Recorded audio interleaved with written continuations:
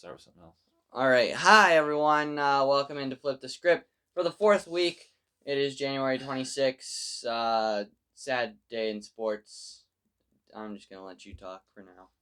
We'll move into that later. Okay. But thank you for joining us on our fourth episode of Flip the Script. What are we starting with today? We'll start with the Flyers, I guess. Start with the Flyers, who only had one game this week. A fantastic 3-0 victory over the Penguins. Really, really surprised at how well Brian Elliott has played in the absence of Carter Hart. Pleasantly surprised. Hopefully, Elliott stays healthy and continue to do that. Konechny, first All-Star appearance. Good experience for him. Hopefully it drives him to get there in future years as well. 3 assists. 3 assists. That's what he had. Don't think he fared all that well in the speed skating contest, but hey. He had like a 14.1. It's just about experience for him getting there. Gritty was there also. He got out on probation, as some fans like to call it. Yeah, who knows what's happening with that. But we play again on Friday after this long extended break. Excited to see how they do in Pittsburgh, a place that traditionally over the years we've actually played very well. Not necessarily the last one or two, but over the course of that arena. We played very well in Pittsburgh. Love to see us come out and start the second half just like we ended the first half with a victory over the Penguins. Flyers are in 6th place with 60 points. They only trailed the 4th place Columbus Blue Jackets by 2 and the 3rd place New York Islanders by 3 points. So, there's a strong possibility that they could it's going to be a log jam all the way to the end. It's going to be a battle where every game matters. They're going to have to figure out how to win games more consistently on the road and specifically for whatever West games they have left. I'm sure there's a West trip left in there somewhere that they're going to have to get better at. But let's just enjoy the fact that they went into the break on a high note, and we'll see what happens the first game back next Friday. Moving on now to the Eagles. Not really much Eagles news other than the Pro Bowl today, which was rather uneventful. I was not aware. As a kid, I watched this game all the time, and my goodness, it was still tackle football. Was it? What I watched today was, maybe I haven't been paying that much attention the last couple of years, although I was at the Pro Bowl in 2015 when it was here in Arizona. I was just shocked at how pathetic the game was in general, where they're just basically tagging people on the shoulder and then they're down. Like, I know you're not going to go all out, but my goodness, they might as well just put on flags or just not play the game at all and do a skills competition. The lone highlight of the game, as really for Philly fans, was Fletcher Cox ran it all the way back. It was an interception by some player on some team, and he pitched it back to Fletcher Cox, and then he ran it the whole way back. He took it 61 yards. Was actually touched 4 times, but apparently that part of the game was thankfully not touch football, and he was allowed to score the touchdown. So I'm sure that will be a treat for Fletcher Cox to remember forever. And I think it's his 3rd career touchdown, if I heard right. He's actually scored 2 other touchdowns. Whoa, so what the congratulations to you. Yeah, so that's good for him. I think also, by the way, we still haven't hired an offensive coordinator, but we'll see. We're the only team left that hasn't, but I guess they're either waiting for somebody to come out of the Super Bowl, or they already know who it is and they just don't want to tell us as a surprise. But it's a surprise. Oh well. Moving on to the Phillies, they signed a bunch of the 2013 Pirates. Francisco Liriano, Neil Walker was signed. Bunch of other nobodies that aren't going to do anything or make it out of the team. It's going to be a frustrating year in the bullpen. I can't even tell you the other 2 that made it. To quote Major League, who are these guys? You can't say the full quote. I can't say the full quote. But man, I was reading through it and I'm like, wow. But I'm going to go on record and say, the last couple off seasons with Hunter, Robertson, and Nishak, we paid $20-30 million to these guys a piece, and they were hurt and didn't do anything. So this year we're going the opposite direction. Just going to get 5 or 6 of them, pay them nothing, and hopefully maybe one of them will pan out. They can't do any less than the other 3 guys I just mentioned have done over the last couple of years due to injuries. By the way, the Nike jerseys are selling on MLB.com right now for absolutely ridiculous prices. Yeah, that's ridiculous. It's bad. Do your homework and find jerseys other places. My goodness, I would never pay $360 for that. Even Majestic jerseys on sale now, they still want $200 for. I mean, these prices are insane. You can go in the team shop for Flyers and get a hockey jersey for $250. There's no way. And that's still an MLB jersey should retail for $360. Look, I love the who am I thinking of? The Yelich one was like $460. Yeah. Look, I love Nike, but come on. They're not doing anything else to that jersey besides putting a swoosh on it, and it certainly isn't worth $360. If you're out there paying full price for that, start looking harder because you can find better deals. For $360, I am confident that I could get 18 jerseys for the same price. Did you do the math in your head right there? I did do the math in my head. I could get 18 jerseys for that price. At worst, 15. Easy. It's terrible. Don't buy any of those at that price. Yeah, that's bad. Disappointing. The MLB is just one big, like, it's really weird right now. There's a lot going on, and it's yeah, you're trying to add more fans after all the cheating and the tainted 17 and 18 titles. My goodness. Maybe reduce the price. As for the Philadelphia Union, they did something awesome. Tell me. They re-signed Elcino. Yes. I missed that. I'm excited. The dude is a wizard. The dude is a wizard with the ball. I love watching him. I only wish that he had the stamina and could play the full game. Man, when he comes in 30 minutes, he just generates offense. We need somebody like him that can play the whole game. That's not on the back end of their career. But man, that guy is amazing and fun to watch. One of the only players in FIFA and MLS that has the full 5 tiers of skill moves, by the way. Still no word on the charter flights. And still no words on what the jerseys are going to look like, but they did release the back of the jerseys. I'm sure they'll look exactly almost like all their other jerseys look like. I'd love to see a more prominent snake logo on a jersey. Yeah, like a big snake? That would be cool. Yeah, I'd love to see that. And then with they need a new sponsor, let's be honest. Well, we're going with Beanbo. Yeah, Wawa would be a great sponsor. I'd like to see the snake moving its way through the Beanbo somehow. But that would be cool. Whatever. All right, as for the Sixers, do we forget a team? No? Well, we did the Eagles, we did the Phillies, we did the Flyers. Sixers. Sixers. The week that was probably the most action of the week. They beat the Nets.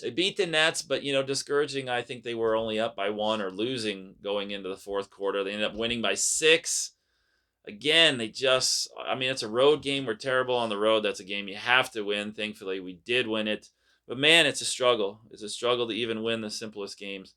Glad that they were able to pull that one out because, we're still floundering with 5 other teams as we battle for the 2 through 6 seed. And we got to get on a roll and win 10 in a row at some point to just get up into those top 4 because we're 21-2 at home right now, and we are definitely a better team at home than we are on the road. 21-2. Moving on to Wednesday with the Raptors. The Raptors. Let me pull up it was a close. This is why I keep getting discouraged because you're talking about the Heat, you're talking about the Raptors, you're talking about the Pacers, you're talking about. Who else am I missing in there? We're talking about 18 from 46 from 3-point range. That's actually a decent percentage, but it's way too many 3-pointers. It's 39.1. It's way too many. Who's the other team in the standings I'm missing? So we got the Bucks, Raptors, Heat, Celtics, Pacers. Oh, and the Celtics in there too.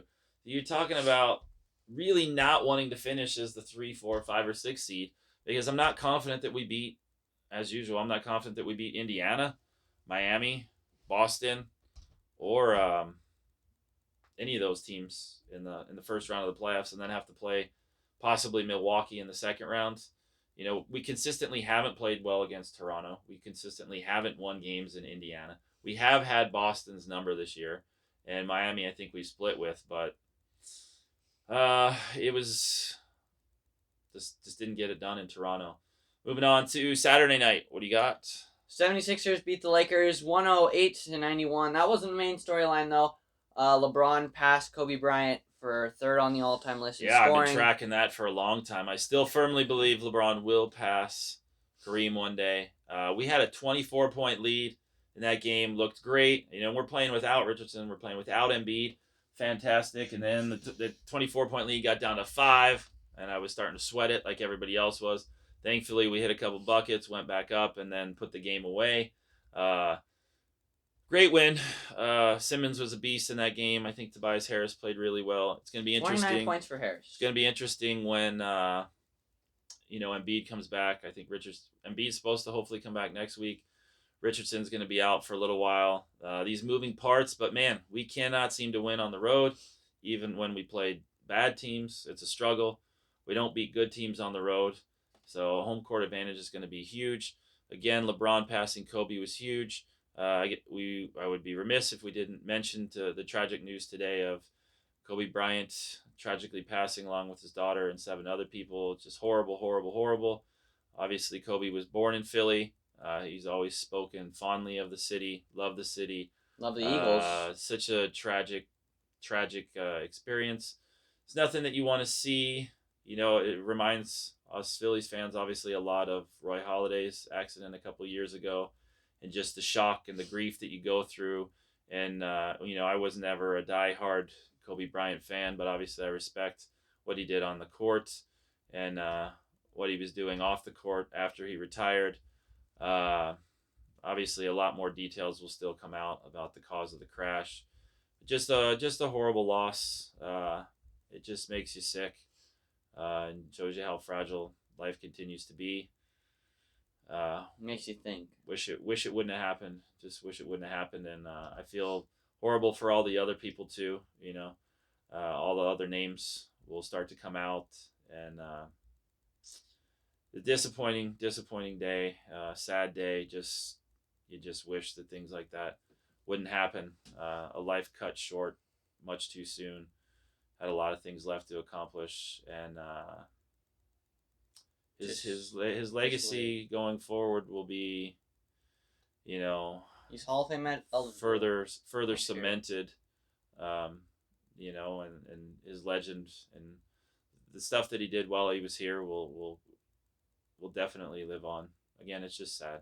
One of the things that I saw today that really made me smile is, my whole generation started the whole, when you shoot anything, it could be a paper ball, it could be a baseball into a bucket, you yell Kobe, and it was sad when someone, I don't know who it was exactly who tweeted that, said don't let that tradition go away.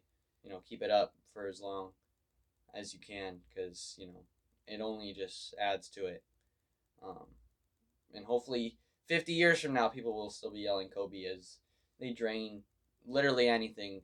It could be a paper ball into a trash can. It could be anything. Just still say Kobe, like we did. It was pretty cool how most of the games today they took 24-second violations. And then the 8-second violations. 8-second violations to honor his numbers. Obviously, we'll go into the Hall of Fame next year, star-studded class next year. I think Tim Duncan's in it as well. But obviously, it will be a sad time as he won't be able to be there and won't be able to share that moment and tell the stories that he would have told. Sucks. There's just there's no good way to put it. It just makes you sick. You just the whole day. You watch the news, you see the news, and then you had to turn it off because it just made you so sad and just. It was hard to watch the random because it was just sad. The randoms. Just. I don't have any great words for it. I mean, it hurts. I didn't even know him. Obviously, watched him most of his career.